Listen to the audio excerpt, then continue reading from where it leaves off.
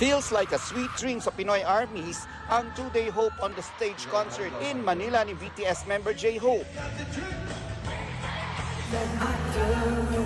Weekend well spent sa top-tier performances ni Hobie. Showcasing his swag, angst at charisma while performing his crowd-fave songs kabilang ang Mona Lisa, I Wonder at ang much-anticipated BTS medley.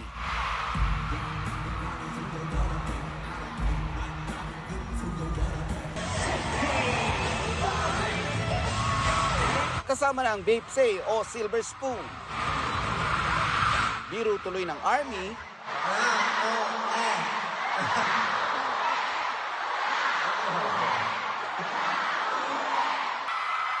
Worth the wait nga raw ang 8 years of waiting ng Philo Armies for their OG Sunshine. Nakita sa shinare na soundcheck snippets ni J-Hope online.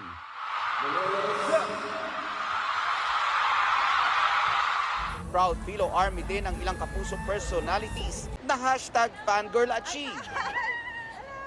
Gaya ni Kapuso Morning Sunshine Shaira Diaz na dream come true na mapanood ng live ang One of Her OT7. Full support dyan ang fiancé niyang si EA.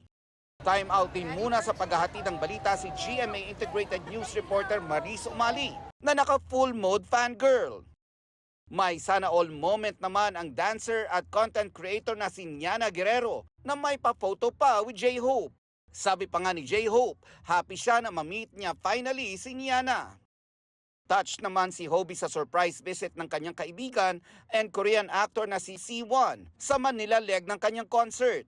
Siyempre mawawala ba ang Pinoy experience ng pag-try ng ilan sa ating delicacies? Ang kanyang fave, edi ang perfect pang beat the heat na halo-halo. Nag-live broadcasting si J-Hope after the concert at nagmukbang ng Filipino dishes tulad ng crispy pata pati sinigang na dati na niyang natikman with sugar.